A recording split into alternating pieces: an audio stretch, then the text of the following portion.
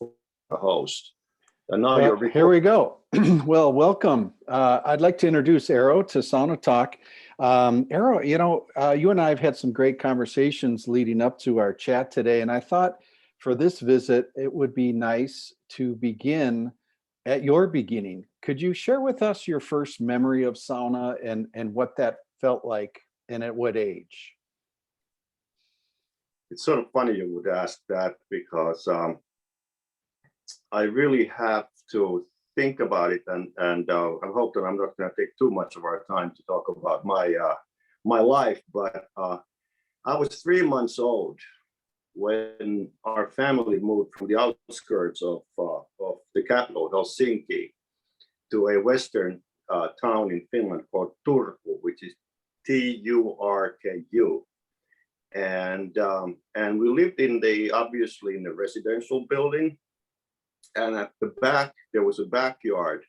And on the ground level of that backyard was a sauna for the people who lived in that apartment building.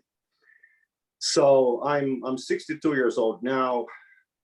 I guess I don't have a recollection of the first time, obviously, but I think I was less than a year old. So I've been sauna bathing for, I think, at least 61 years. I do have some real memories, though, of that sauna. So we moved to Helsinki when I was maybe 4 or 5 years old.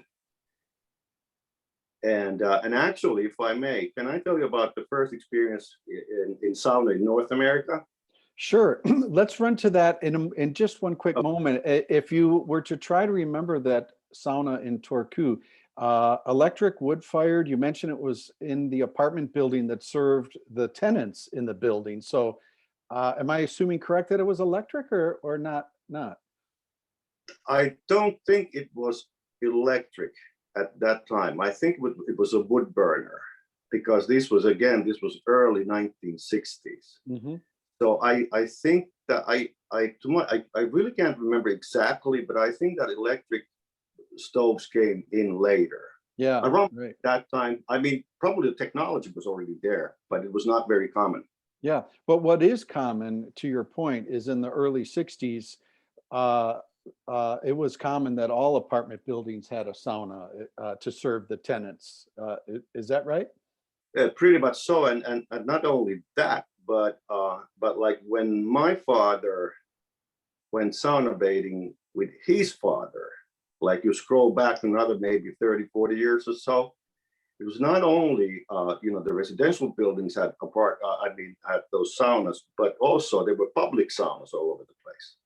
So that was also because very early on, particularly at least I think in Finland, apartment buildings really didn't have bathrooms in the very early days. So you had basically at the back of the yard, you had your outhouses, and then you had, a public sauna somewhere to get clean. Right on. So Finland was a very clean country back then, because as we know, and I don't know if you can agree, but I never feel more clean than after a good sauna session. And I just wonder about these other countries that didn't have sauna before plumbing and stuff. There must have just been like some sort of bath, like England probably had the bath halls and stuff, but Finland, very common, right? These public saunas. It was a different ball game, but when people ask me about this, I often say that it's sort of like, we were cleaner before we started to get dirtier. So it's just, Finnish people just kept going. Everybody moved on, but we were thinking like, this sauna thing is great, so let's not forget it. Let's keep going. And it has been, keeping on going for so long. But anyway, so I totally agree with you. Totally. So then you moved to Helsinki as a young child. You probably had sauna as part of your life in Helsinki, and you could touch on that. Or if you would like to stay with the chronology and tell us about coming to America, your choice. Let's go back. Let's stay there, the early 60s, 70s, a little longer. So we had a place, and unfortunately, because of being here for so long here in the US, we had a summer, my parents' estate had a summer place in the Finnish archipelago, It's further west from Turku, about an hour, like I said, in the archipelago. My dad did something which was a little bit unthinkable, because he built a cottage first, and only after that the sauna. And normally it has to go the other way around. You start with the sauna, then you build the cottage. But so I was maybe 5 years, 6 years old when we got our sauna. It unfortunately doesn't exist anymore. My dear brother leveled it. He bought the place, and he's got a new sauna there at the same spot where the old one was. But it's like for everybody, growing up around sauna, that was the ground zero for me. That was the best sauna ever. For listeners, and many listeners are somewhat new to sauna compared to yourself, Eero, who grew up, of course, with sauna. Can you describe that sauna? And again, for listeners, was this in the archipelago, the sauna that you described? Yes. And I just have to interject another thing that you and I have in common is the archipelago in the Baltic was my formidable experience for sauna when I was 24 years old, 22 maybe.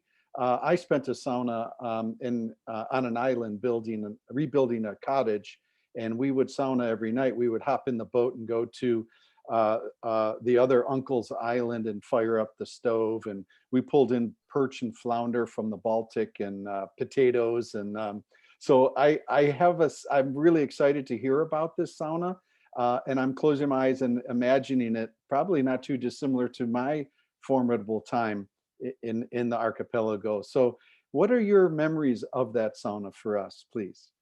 Well, everything, of course, because that if I would say it was built in the early 1960s, 63, maybe 64, and I've been sauna bathing for all the way up, like only it was taken down maybe 3-4 years ago. So that's the very epicenter. And of course, some people maybe don't understand parts of the Finnish lifestyle, because the idea is that, at least back in the day, everybody had a summer place.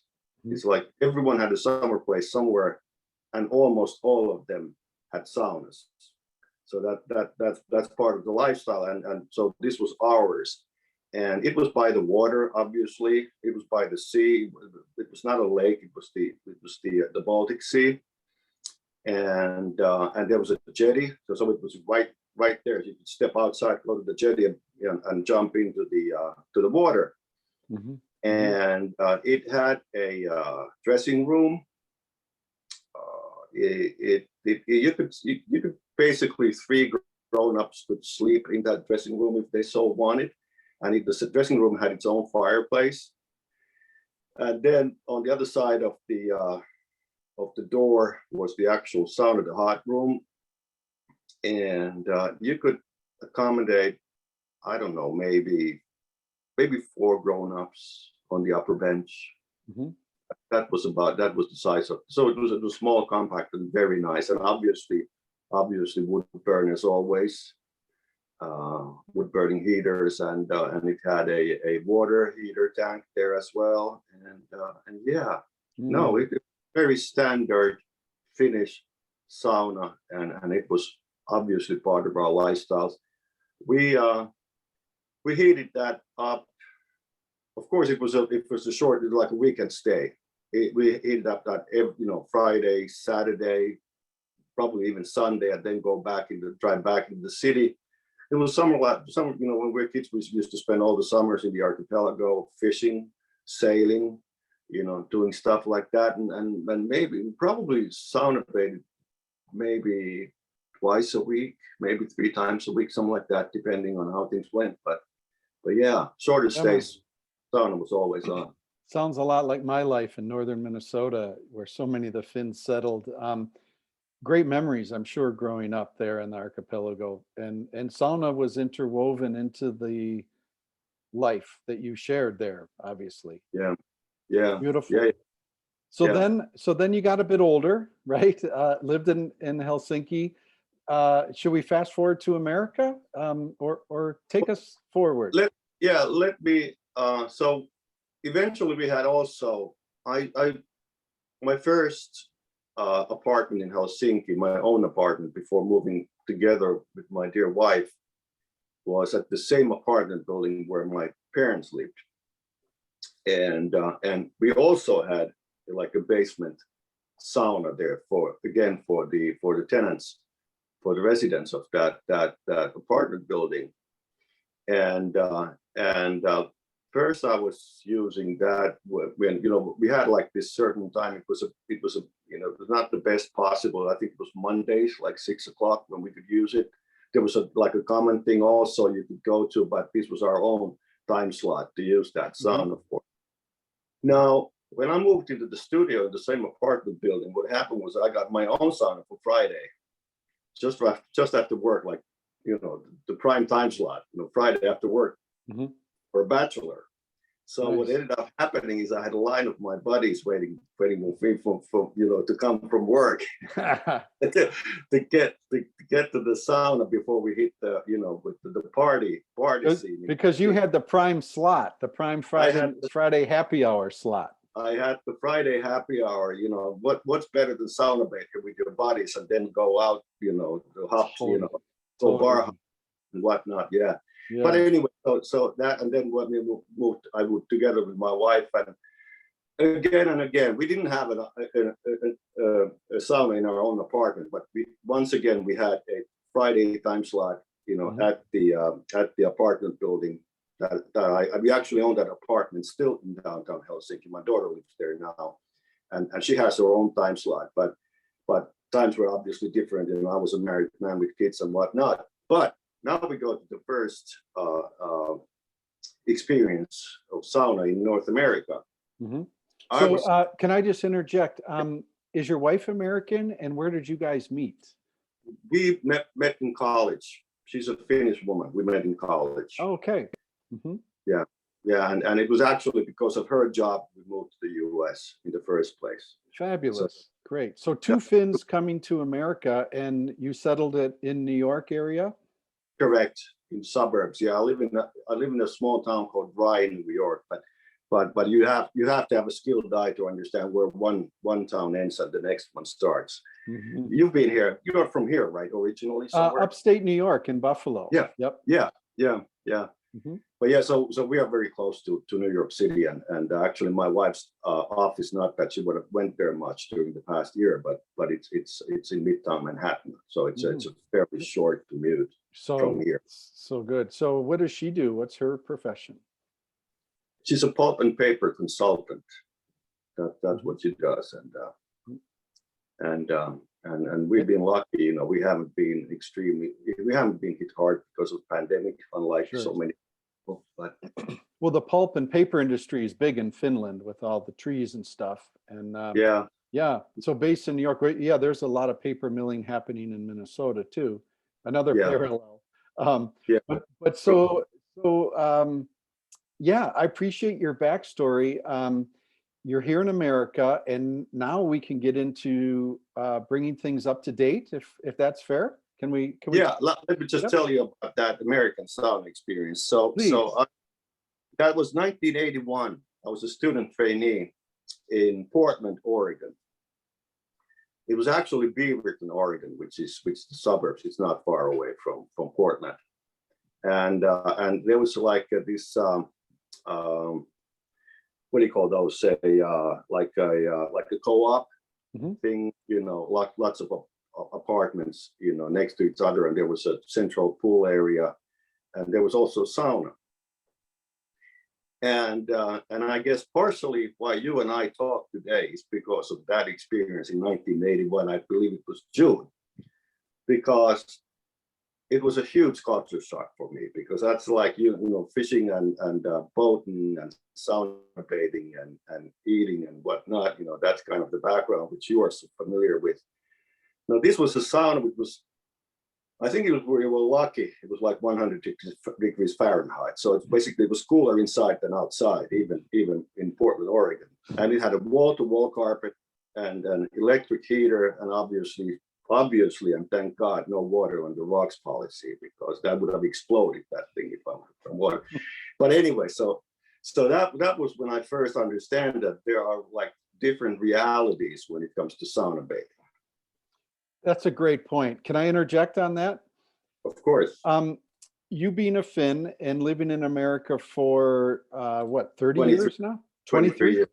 Yeah. So you have a very interesting perspective. A lot of Finns that I know, when they think of sauna, they think of what you described in the archipelago or apartment buildings with, very good ventilation and good heat, and it is a shock. It is a shock to know that what is good sauna from a Finn perspective doesn't often translate to other places.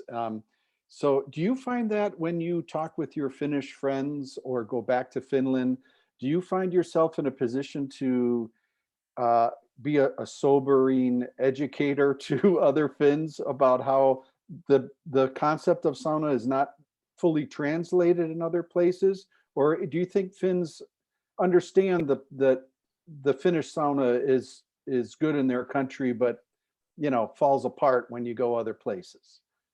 I think it's pretty much the latter. Everybody understands that sauna, and of course, the times we are living are very exciting because there's as we both know, there's a change in the air. So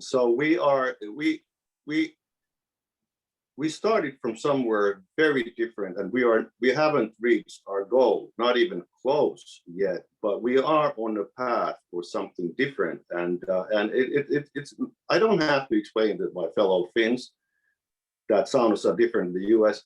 Everyone knows that. Okay. It doesn't come as a surprise to anyone. And it's not like, and this also probably will change quite soon, hopefully, but a Finnish person doesn't even seek a public sauna when traveling in North America, because unless you go to a Russian banya, there's a good chance that you're not, whatever good it is, and might be excellent, but it's not what we are looking for. Mm-hmm. Mm-hmm. So the Finns know. You would say if you grabbed 10 Finns off the street and polled them and say, what do you think is happening in America with sauna? You would say many of them, if not all of them, would say, well, there are probably shitty saunas over there, even if they haven't come to America. I wouldn't necessarily say, well, that's pretty much what it means. But at the same time, I like to talk about thermal therapy. And whatever people are like we are on the North American sauna side, we don't want to downplay anything. It's just like, if you're into thermal therapy, good, that's excellent. What we are concerned about is that people are not missing out, because it's like the sauna bathing experience. So it would be so easy to say that, okay, North American saunas are shitty. Maybe that's true, maybe that's not. But at the end of the day, it's a different way to thermal therapy, and it's like, if we can't all be driving Ferraris, maybe, I don't know, but we still want to go to, from A to B, right? Right on, man. Well said, and very Finnish of you too, Eero. Very diplomatic. Tell us about North America Sauna Society and your place with it, and how long you've been involved. So I was one of the founders. We started a North American Sauna Society in 2004. And the playing field was pretty much the same then, but still a little different, because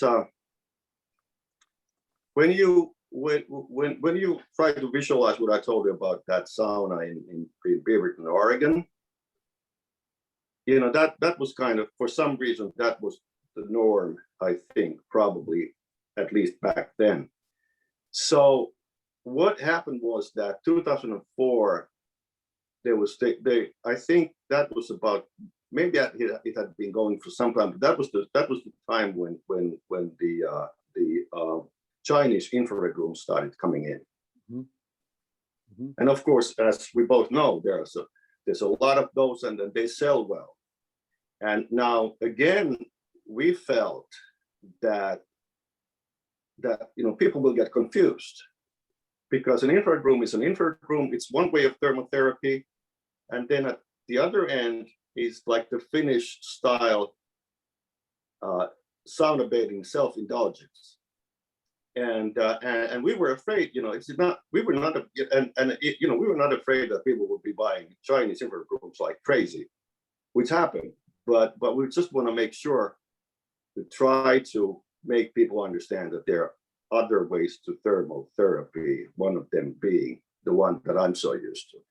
Thank you. So two things I wanted to ask you. I'll start with this. Is it true that in Germany, if one is referring to an infrared, they can't use the term sauna as it relates to describing that? That is true. Can That you share a little bit for listeners about that and what it means? Well, I think I'm not too familiar with how that's the whole thing started, but in Germany they wanted to make sure again that there's a division, that you don't think because again coming back to the Portland, Oregon or Beaverton, Oregon example.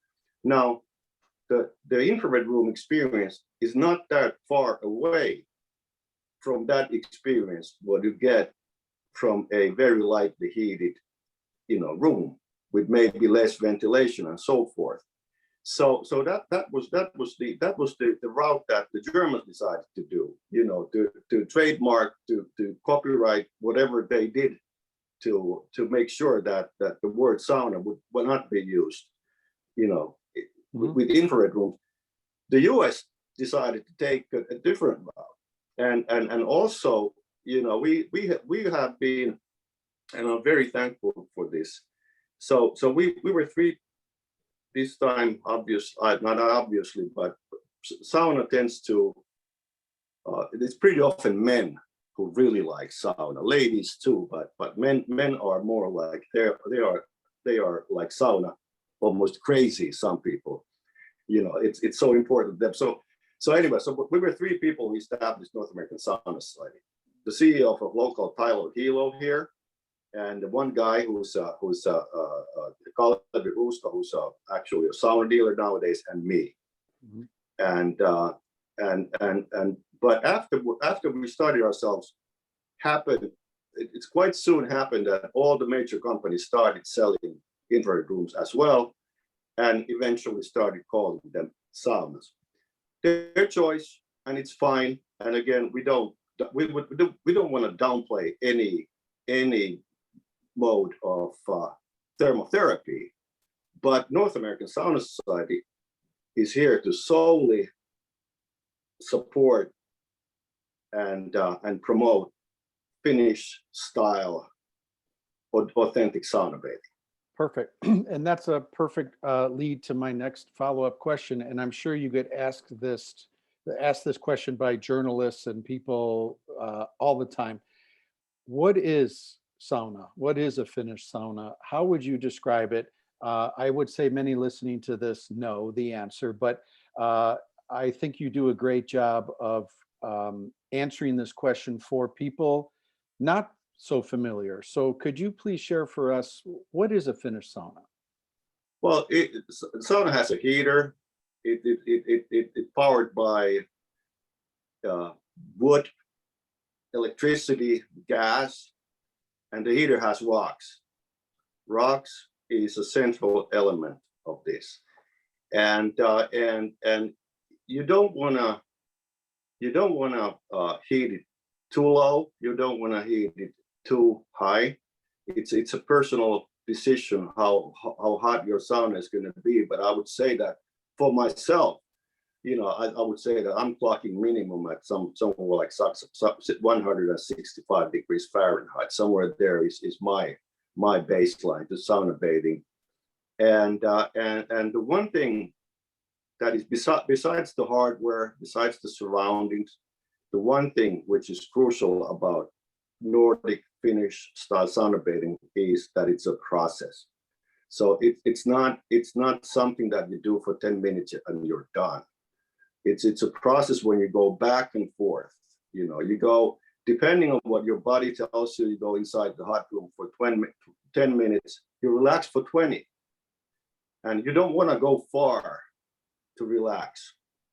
you need a wet element, i.e., quite often a shower. You don't want to go far to take that shower.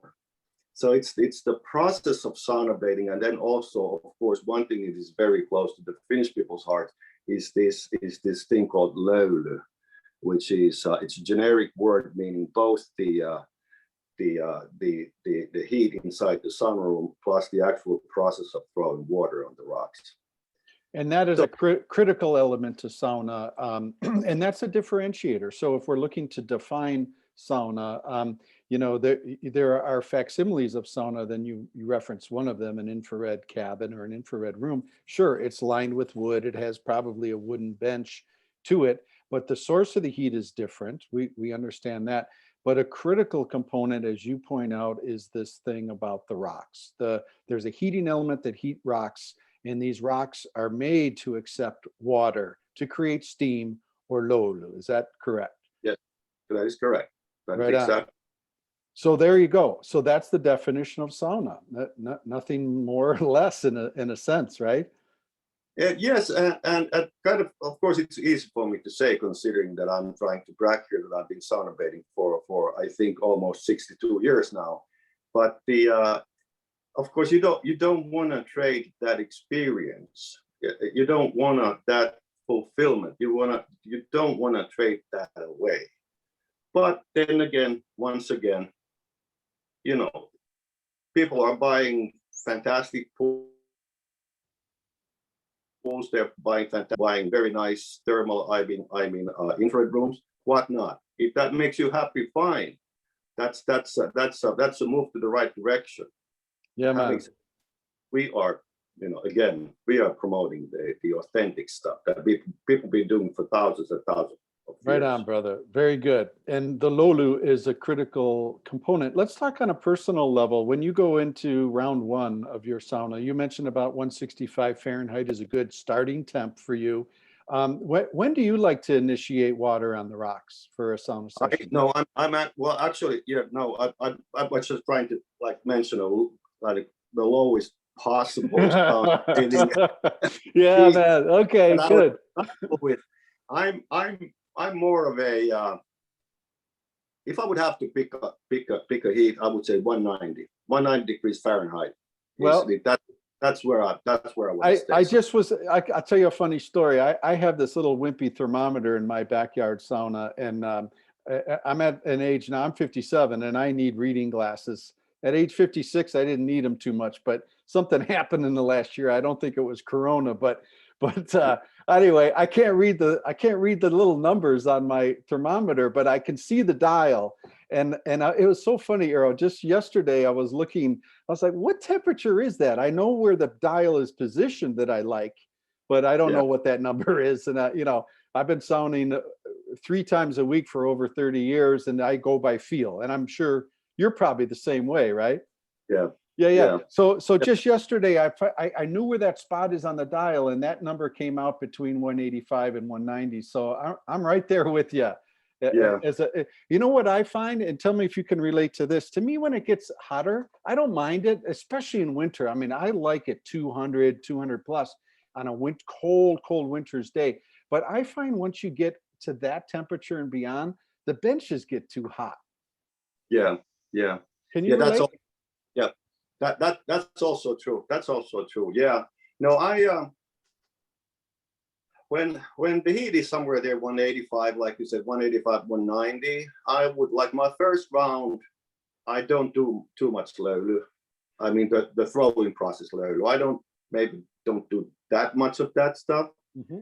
But I'm just like relaxing and letting the heat overwhelm me. And the one thing that I've noticed, because I've been lucky enough, I have not many, but I have some very American friends with very little connections to Finland who are really keen on traditional, authentic sauna. And the one thing that I find surprising is that for some people, your body don't necessarily tell you right away what you it's kind of, that's why I think you have to our education process is basically on one person at a time basis almost here. But once they get the hang of it, it's but anyway. So what I'm saying is, it's obvious. It's very easy for me because my body tells me everything. My body tells me when I want to drink something, and you have to obviously drink when you are sunbathing because you're sweating so much, and it particularly tells me when I want to get the hell out of the hot room. It's like take a break. But yeah, but once you get that routine going, of course, as we both know, nothing beats that. Nothing beats that. Amen. Amen. There's so much to speak on that and unpack to that statement. And I appreciate that statement so much. What do you think about this line as it relates to sauna? For the Germans, they like rules in sauna. The Americans want proof that sauna is good for you, and the Finns apply no rules to sauna. What do you think? I think that's pretty much true. Yeah, I could not. Coming back to that individual thing that your body tells you what to do. I don't need any Afghans mustard there to roll a towel or anything like that. Like I don't need the Russian banya guy opening that huge lid and then throwing that back into that massive stove stuff. I want to go like and it's kind of an interesting thing because it's a very democratic process. It's like sauna bathing with your bodies. You of course, there are guys who try to be funny and then like throw too much lulu or something, but it's like a very well-regulated process without any regulations. But yeah. So it's kind of an individual thing. Love that. And I have to type that right now because there's no time like the present. Sauna bathing is a very well-regulated process with no regulation. Yeah. I find that so appropriate and so beautiful. And I think with a lot of young people getting very hip to sauna, and I think you can relate to this, a lot of millennials and 20 somethings are into, like this whole, biohacking and how to make your performance last longer. And there was a study about if you sauna regularly, your athletic performance can go up. So some are coming to sauna with a very optimization, health optimization side of things. But what I think is significant here, and I'm getting a little bit philosophical with you, but as it relates to young people, a lot of young people are looking for definitive rules and direction, and you do it for 18 minutes here and 24 minutes there. But I think what's so wonderful about what you said is it reaffirms the Finnish style is really about listening to your body. And I think that is the ultimate lesson that young people can learn, is to become a little bit more conscious, well, a lot more conscious within yourself and know where you are. And Yeah. as you and I sauna so much in our lives and stuff, we're not always in the same place each day either. Like each sauna session can be different within oneself. And so there are no rules to that. And I think if we try to jam rules into sauna about how long you sit in the cold plunge and the timer, the salt timer in the hot room, I think we're creating something that arguably is not fun anymore or not therapeutic anymore. What do you think? Yeah, well, for one thing, there's absolutely no pain, no gain in sauna. So it breaks my heart with these sweat lodges and whatnot. These what do you call these? Well, we've had these happening where people those retreats, like retreats and stuff. Yeah, that's absolutely nonsense. And we had our darkest days. When I can't remember, it was maybe 15 years ago. One guy died. There was like a Lulu competition in Finland. Mm-hmm. That's just idiotic. But it truly is about listening to your body.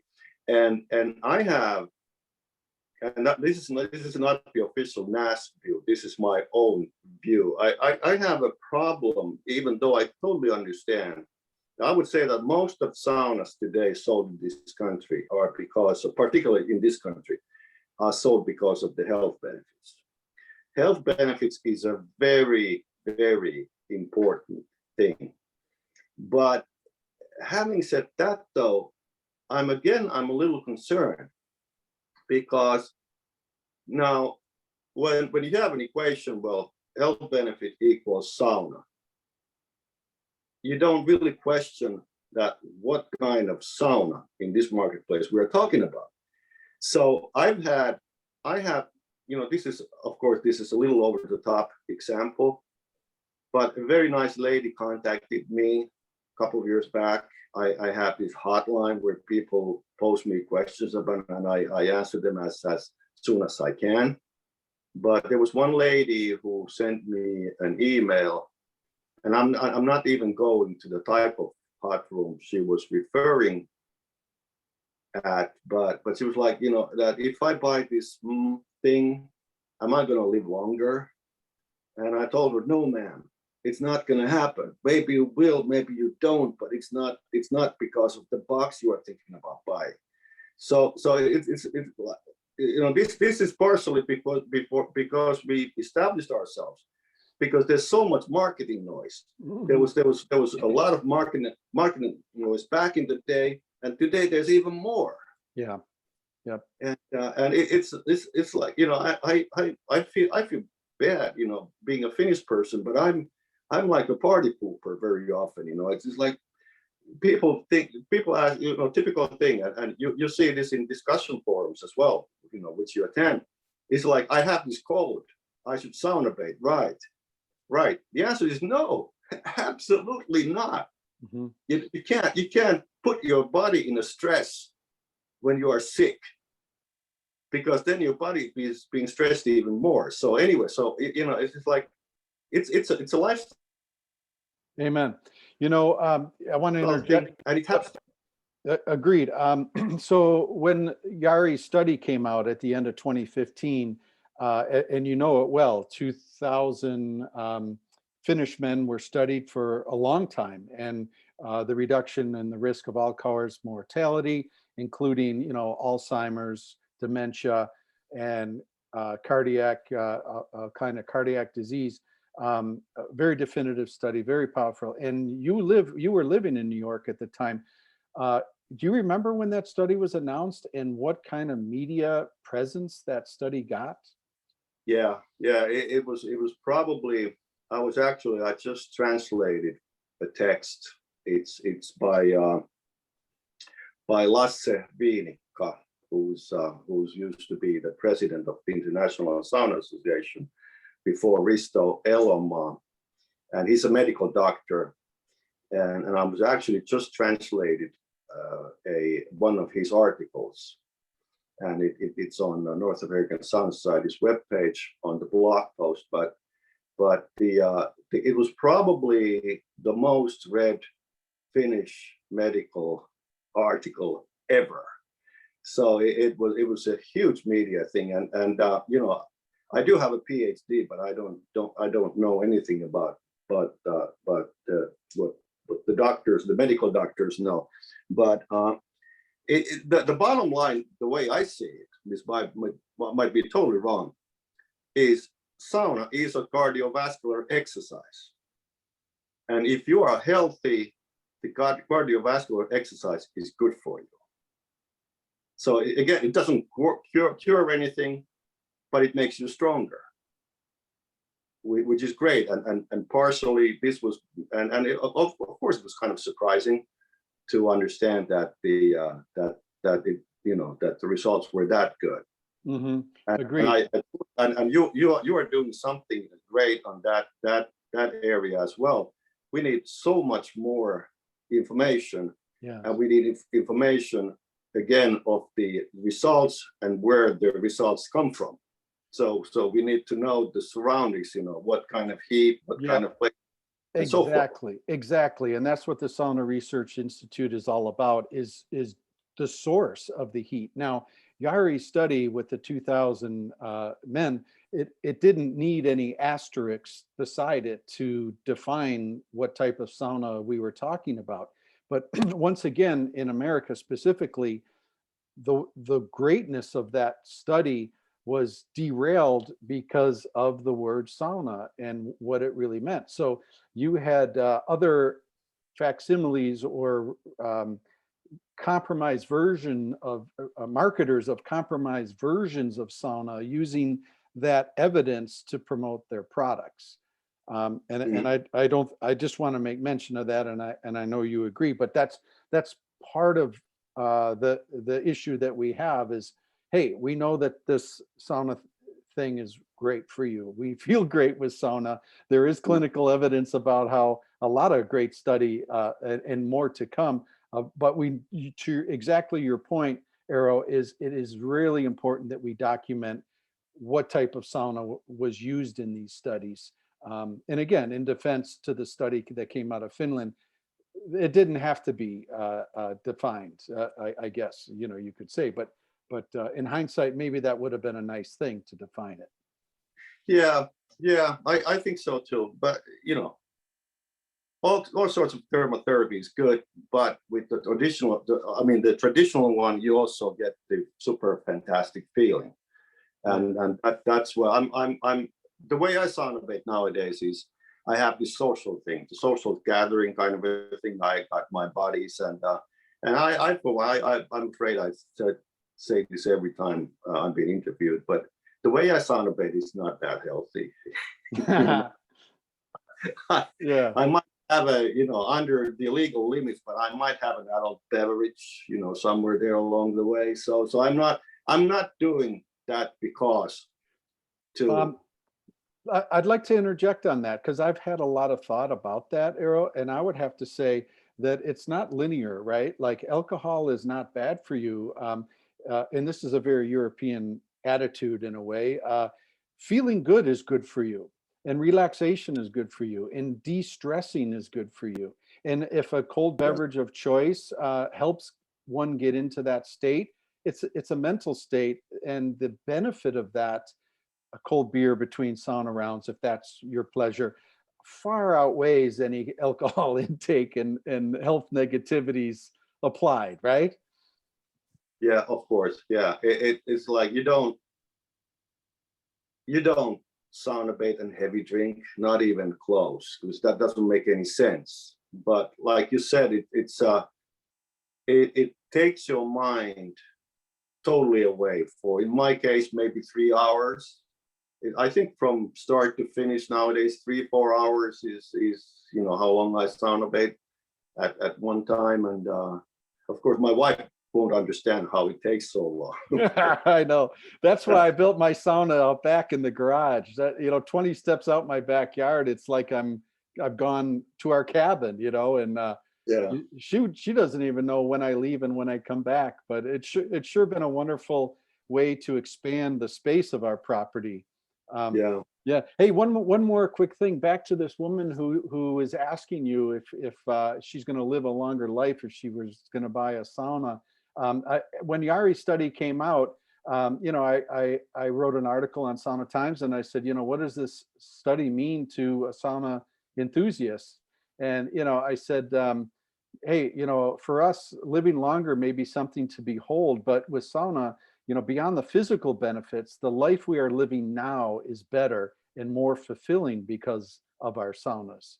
So whether we live longer because of our saunas isn't the reason why we sauna. We sauna because it makes the life we are living better.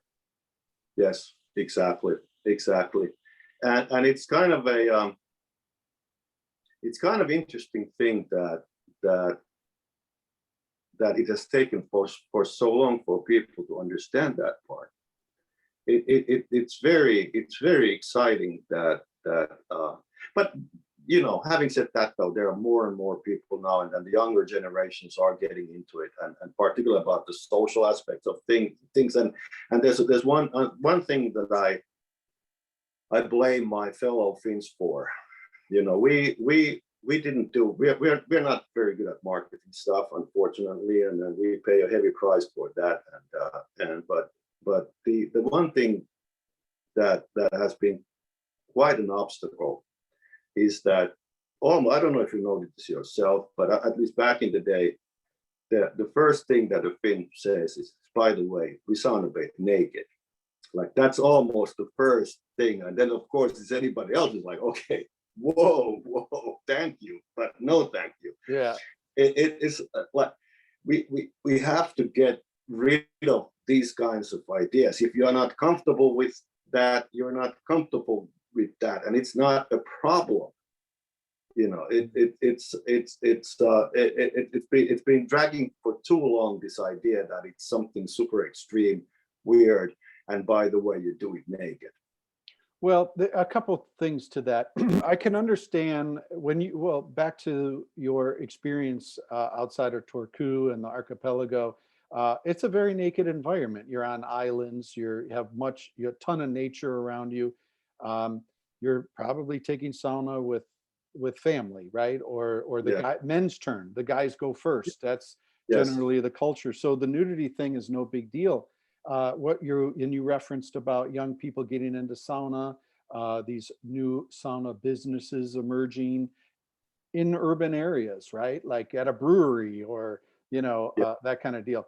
I think to your point, it's unfair or unreasonable to try to instill a nudity ethos into that environment. It's and even in Finland, I mean, the Lolu spa, Lolu in Helsinki, it's a bathing suit. And I would have to say, based on my experience in Finland, the younger people are very hip to the idea of sauna in a bathing suit. Wouldn't you Yes. agree?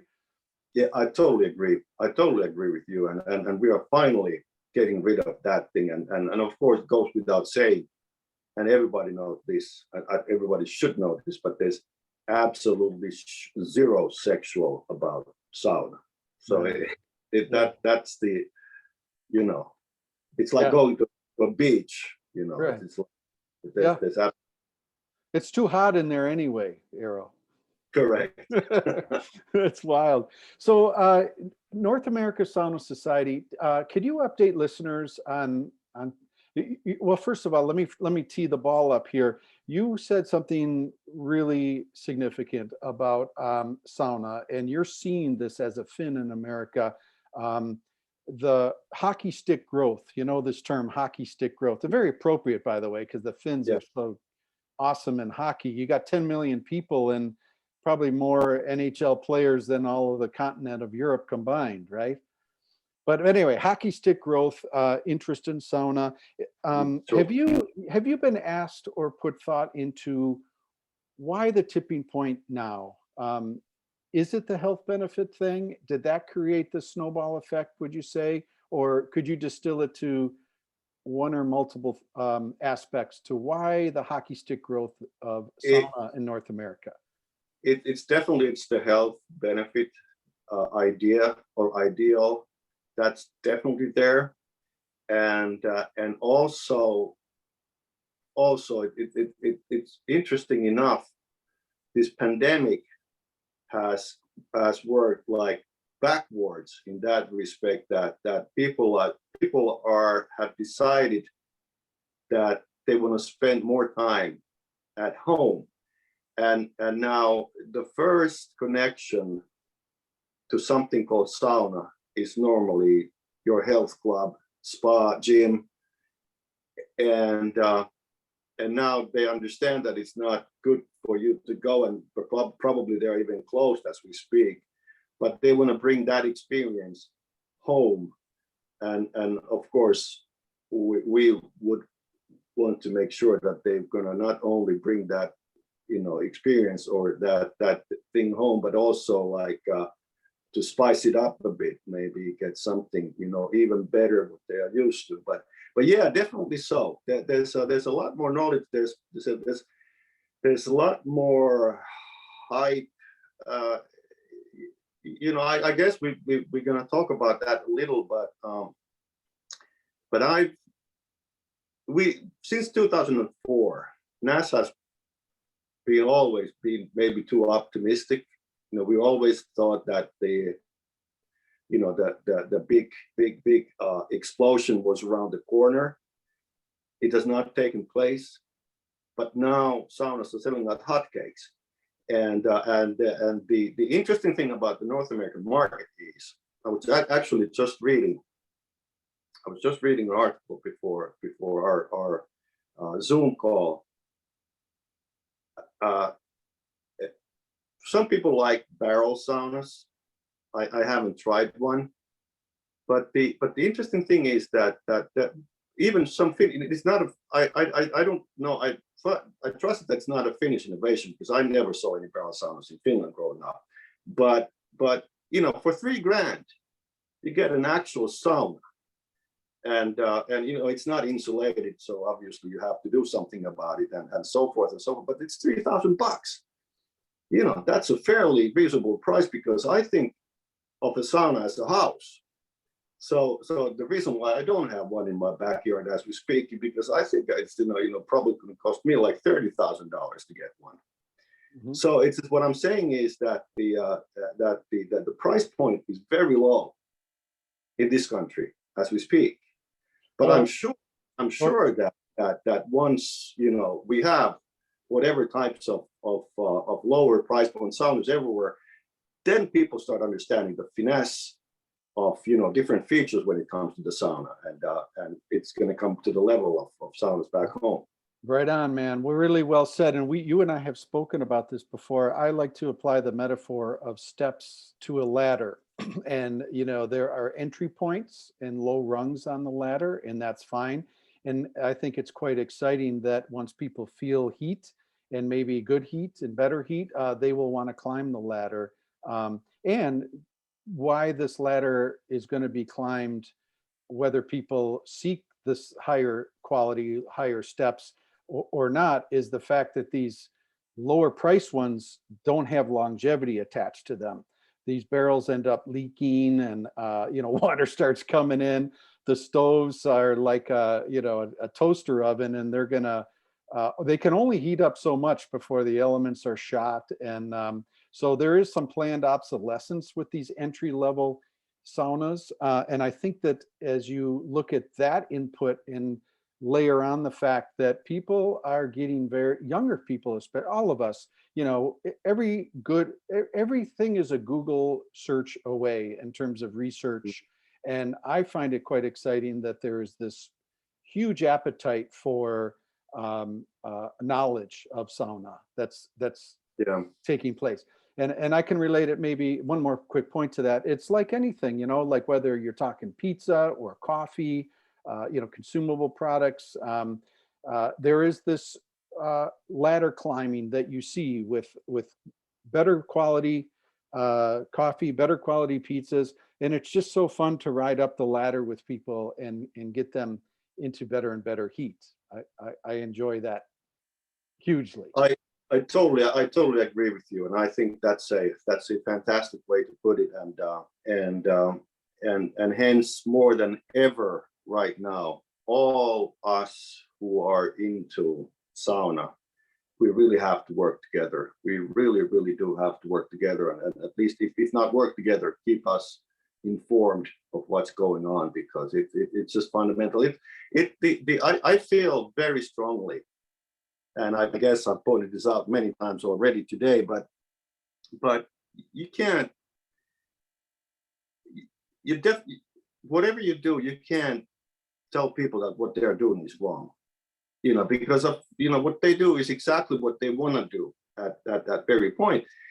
You and I both share this idea that at the end of the day, when the learning process is the way, you know, like ice hockey stick thing, when the learning process starts going up into the moon, then, you know, people understand about the features and you know, the whatnot, and of course, but we still do have some, and I almost understand where these are coming from, but we do some obstacles here in the US when it comes to, say, like the UL coding. You know, it's just like, you know, sometimes it happens that when the electric heater sensor clicks at 194 degrees Fahrenheit, it means that the rest of the sauna room is not even close to that 194. So sometimes with some builders, it might even happen that you don't even get that sauna hot enough for what we feel like a rightful temperature.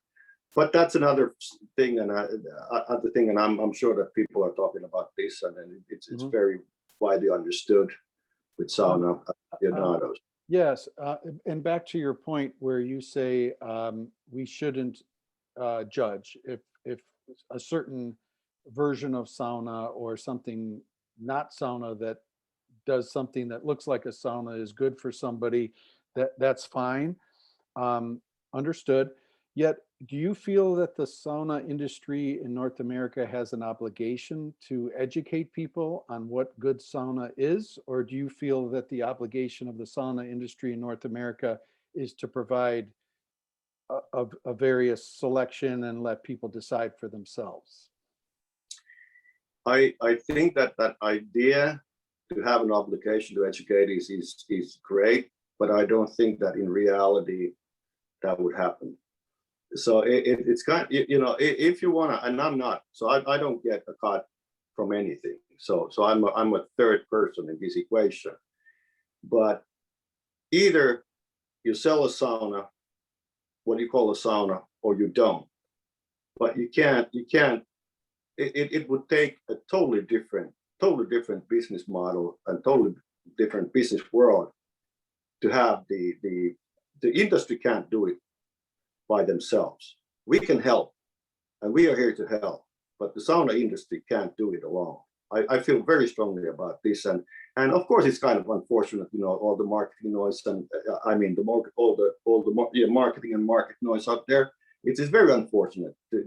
People get wrong ideas, totally wrong ideas about sauna bathing, but we have North American Sauna Association has as Clubs USA as a manufacturer member and Tylo Hilo. They sell also very nice saunas, but they also sell what people want to buy. And the I don't know where the education process go there, but again, that's hopefully we don't have we don't have resources, we don't have big resources, we can't run any campaigns and so forth, and it's very difficult to even run a campaign. Finnish government has been doing this forever, bringing people, journalists over to Finland to sauna bathe. In my own opinion, in my personal opinion, what good does it do? It's like, if somebody gets to the sauna at the very nice sauna in Finland, great, but it doesn't translate. It still doesn't translate. Mhm. Thank you. So, Yeah. I don't what kind of, Go tell ahead. me about what kind of education or like the obligation, what would you feel that would be the right way to do this? Well, I can relate to the food industry, right? Like there is an obligation for any food manufacturer to, disclose full ingredients. There's an obligation to maybe an ethical, more of an ethical consideration to sell food that's not bad for you, sustainably sourced ingredients and that kind of thing. But but there's plenty of food companies that are selling crap, right? But I think Yeah, the marketplace um, is calling out those companies and forcing them to change. Um, yeah, yeah, Sustainable packaging, and so I would draw the parallel to the sauna industry in that the consumer is getting a lot smarter. They want to know what a warranty looks like. They want to know, where the stove is made. They want to know. They're starting to get more hip to ventilation, and yeah, a lot. And just to go down that rabbit hole, a lot of people come to me and they say, "Oh, I don't like sauna. It makes me tired." Well, to me, and this is empirical based, not scientific based, but a lot of fatigue from sauna has to do with lack of oxygen in the hot room. yeah, And yeah, so I guess, and I appreciate you asking me the question. I don't think it's killing the messenger, meaning like blaming the substandard bad saunas on the people selling them is the answer. In the again, sticking with the analogy, in the food industry, there is legislation. You can't call something all natural if it's not all natural. I personally believe that this some entity should be able to define and authorize when one can use the word sauna based on its primary definition, i.e., water on the rocks and all that jazz. So yeah, yeah, I think that there is a bit of both. that Eero, that could Yeah. take place. I think, and what, hey, the Food Drug Administration is quite strong. They're going to tell you what you can put on the label and not in the food industry. We don't have the FDA for sweat bathing, right? So Yeah. it is a self-regulated gig. And I just put my faith in the consumer. Once you and once you in more good saunas, like I see it in my world, these mobile saunas that we've built in Minneapolis and stuff. Once people step in, the 612 sauna, society sauna, or the Stokeyard people doing great, providing. Once you provide great heat for people, there's no going back, and that's part of that climbing the rung of the ladder. And I think that's the way to win. That's true. That I agree. I agree 100%. Once you feel, once you get to try the real deal, you don't want to go back. I feel, again, personally, I feel that the sauna industry has been so small in this country for so long that we are almost like flying under the radar. And it's got a lot of things like, for one thing, like insurance in your own sauna, or if you want to do like a mobile sauna business, get that insured. It's somewhere between maybe and impossible to do. I know. Yeah, that's a good point. Yeah. Hey, let's jump forward real quick. And we set the ball up for, tell us about North America Sauna Society and what we're up to. What's the initiative on the table currently? So we try to take now a huge step. So we've gathered a group of sauna people who are really, really in the know. How many you included? How many are we? Maybe 13, 14 persons. I can't remember now exact number. And we will start a public sauna member category. But before we can start a public sauna member category, we have to define what makes a good public sauna. So we want to talk to people who are very familiar with authentic sauna bathing, and cut the ingredients of what makes a good löyly, cut those two ingredients, and then to create the star rating system to rate those saunas. And why we do this? Again, it's not to prove that we like some saunas better than the other ones, but it's to give the consumers, the sauna users, an understanding that they without even going to the establishment, they would have an idea what to expect, what's happening there. So again, going to define sauna, to take one corner of sauna and define it somewhat better maybe than before. That's the first step. Okay. Has this idea come to North America by influence or example of other countries? And if so, where and how is it being initiated? Well, we've been sort of, and I should say not we, but I've been dragging my feet on this for many, many years, because I thought that particularly the United States was not ready for this yet. But we are a member organization, obviously, with the International Sauna Association, and also with the Sauna from Finland, which is a different group. And Sauna from Finland has been granting not many, but a couple of certificates also in this country.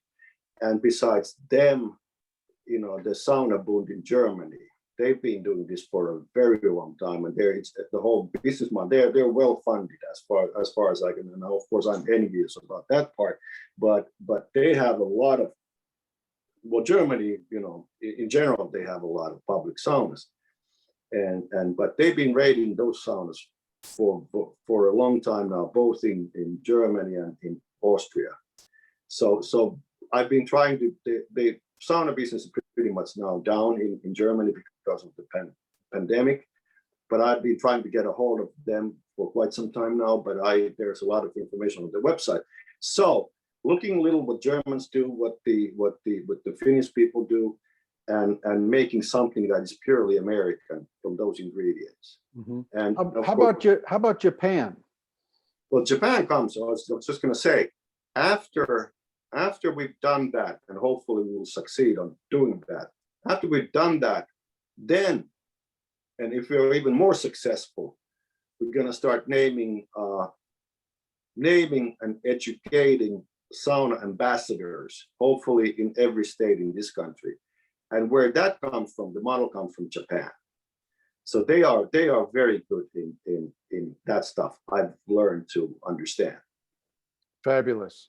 And that comes with a free mobile sauna and an American Express card to travel around and rate saunas, correct?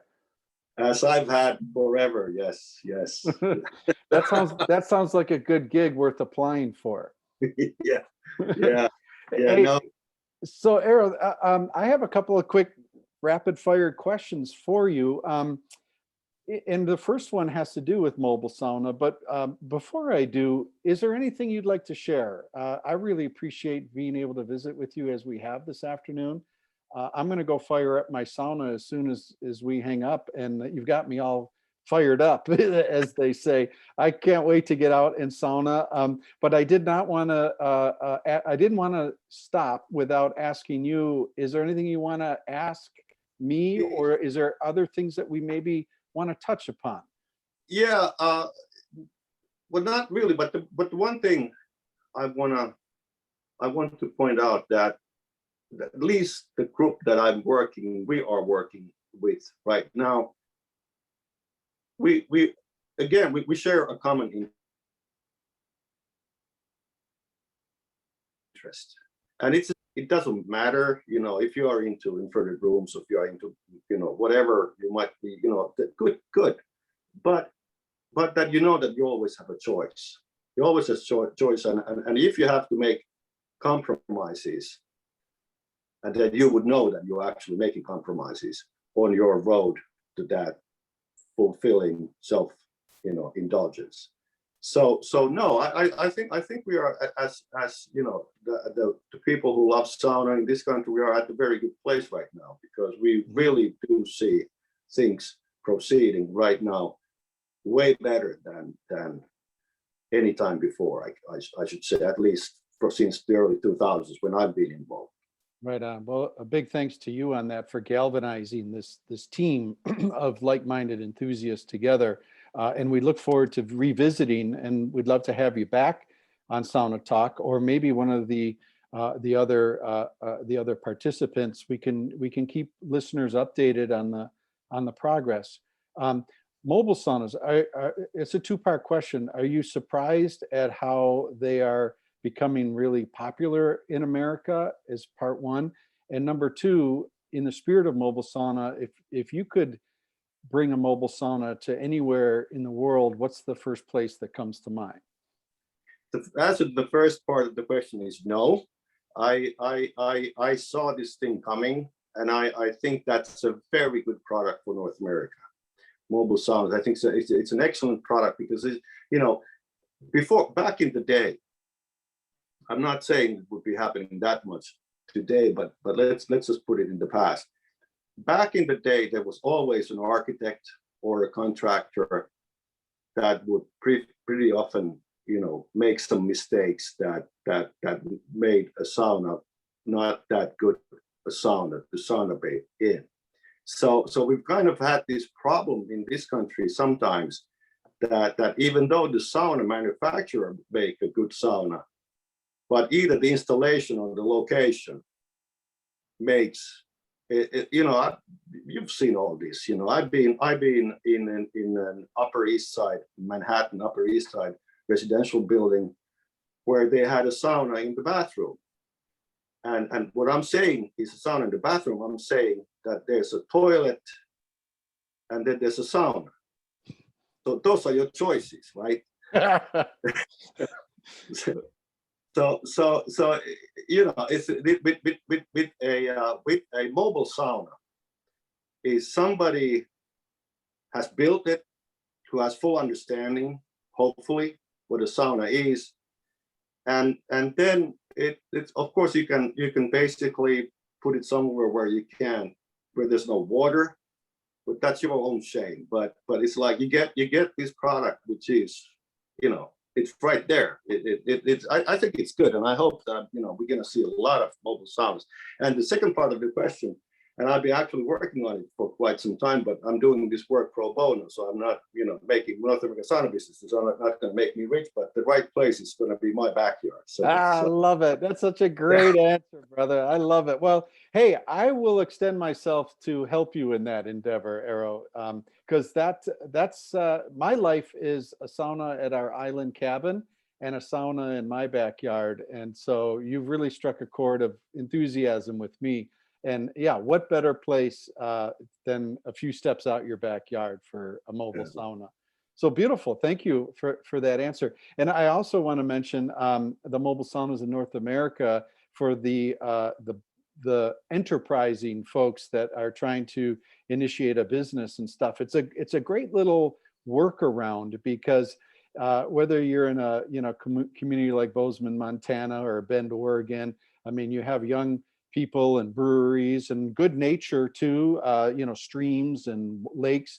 And the fun part is there's no health inspector or building inspector to, you can stay one mile ahead of those people because you don't fall under any licensing, like sort of like a mobile food truck. It allows one to bring their creative sauna spirit to where they want to go. And I see that as a big driver on the mobile front. So I want to acknowledge that. Well, when it comes to North American sauna study, the mobile sauna is very close to our heart because we were established because of one sauna campaign in the early 90s. And it was on the West Coast. There was a mobile sauna cruising around that area. And it was before my time. I moved here in 1998, so I didn't see that happen. But they said that it was a great success. And Finland turned 100 years old in 2017. And Tylo Hilo donated a mobile sauna which cruised. You saw it. Did you try? Yeah, with Risto. Yeah, I had those guys over for Sauna Talk in my backyard about a week before they went on the road. And that was just so awesome of those guys to celebrate the 100-year anniversary. And I did sauna in that mobile sauna, and it did such a great thing for authentic sauna, the true Finnish sauna with the great flag. Yeah, I used it twice. Mm-hmm. Actually 3 times, I think. And it's actually here now. It's in Brooklyn. Mm-hmm. That very sauna. Yep. But I was surprised. It was a super nice load. There was nothing wrong because I was afraid that the measurements would be, right a little off, as they have to be because it's but it was a good sauna. Right on. If you could, you talked about your love of sauna from a social standpoint, and I appreciate that so much as well. If you could sauna with anyone in the past, say in the present or dead, alive, who's the first person that comes to mind that you would like to sit on the sauna bench with? I know that this sounds naive, but I can't help it. I've been blessed in so many different ways in my life, and my dad was a very successful lawyer. He was sitting on the board of management at one of the biggest banks in Finland. They had a very fancy sauna, of course, being in Helsinki, Finland. Like a penthouse sauna at the very heart of Helsinki. And of course, every time I got a chance, I used to sauna bathe with my dad. So sauna bathing with my dad was the thing to do, either in the archipelago or in downtown Helsinki in different places. So Dad has been gone since 2001. But a night with Dad, having a couple of sauna baths. Beautiful. Thank you. Yep. Great memories, great conversation, great reconnection. Yeah. Thank you. I think I know the answer to I have 2 more quick questions for you, and I think I know the answer to this one because we touched on it, but I will ask one more time. What do you think is most misunderstood about sauna? Those maybe not so familiar, those new to it, that you would like them to know. What is most misunderstood? Well, it breaks my heart to see these videos on YouTube about people, pre-exercise clocking like 10 minutes there inside the hot room, because that's a total misunderstanding of what sauna is supposed to be. Mhm. I don't even have to go further, but that's it. It's like considering what kind of process it is and how it's kind of, and I totally understand places where it's not the main attraction. It doesn't have to be, but it's not the place to warm your bones. That's well, it could be, but it's not like it's not this that kind of sauna bathing that comes to my mind. Right on. But I think that's pretty much it. Got it. So can you elaborate a little bit? I want to make sure I fully understand. What is it that is misunderstood? What Well, what is the whole idea of like spending 10 minutes in a hot room, and that's what kind of all people do. It's just like that's the 10 minutes and then you're gone, that? and then you're done and you go up. So it's just like this one round thing. This I'm doing this one round. I'm clocking 15 minutes. I did it. I made it. I was there in 15 done.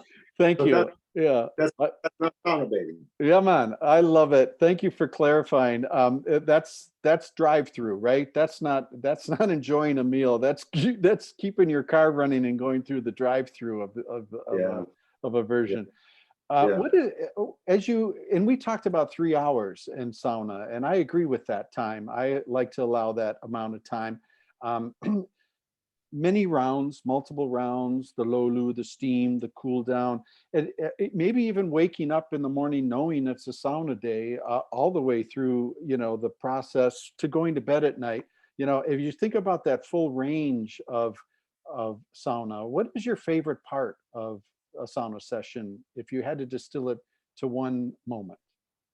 I think it's normally, like you said yourself, it varies, depending on the day, on the time of the day, and whatever, all different reasons. But for me, the sweet spot is somewhere around maybe my third round inside the hot room. It's really that heat and that starts you start feeling so good. And what we do with my group of guys, what we do is we almost always, depending on the what time of the year it is, we have a fire pit.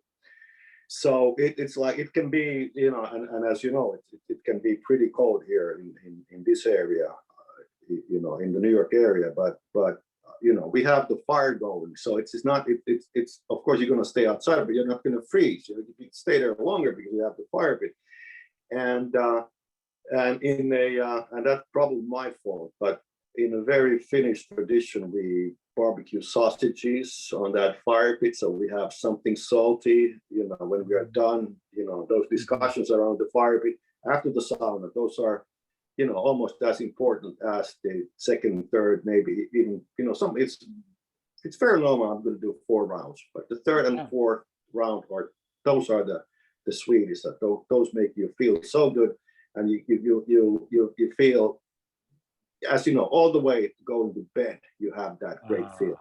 Totally. So well said. What a great culmination to our chat. I think you explained that so very well.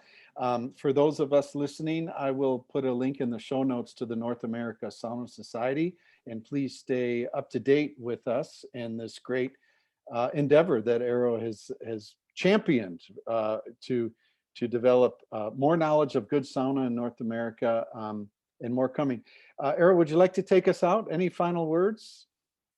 No, I'm going to thank you, Glenn. You're a great sport. I truly like working with you, and we have a lot of work ahead of us. So it's like we are not done yet with this thing. And amen, brother. And based on all of our discussions about sauna, I can tell we'll be right there. I can't wait to sauna with you. I think the only question when we get together is who's going to bring the cold beers. To be on the safe side, I will bring some which I like. Okay. And you can have one of mine if you have to. Perfect. Well, I'll bring a couple for you as well. And I really look forward to getting on the bench with you. And hey, on behalf of listeners here at Sauna Times, I want to thank you, Eero Kipi from North America Sauna Society. a very high paying job you have, right? Yeah, yeah, You're yeah. doing it. You're doing it out of your love, out of love of good sauna, right, man? I owe you.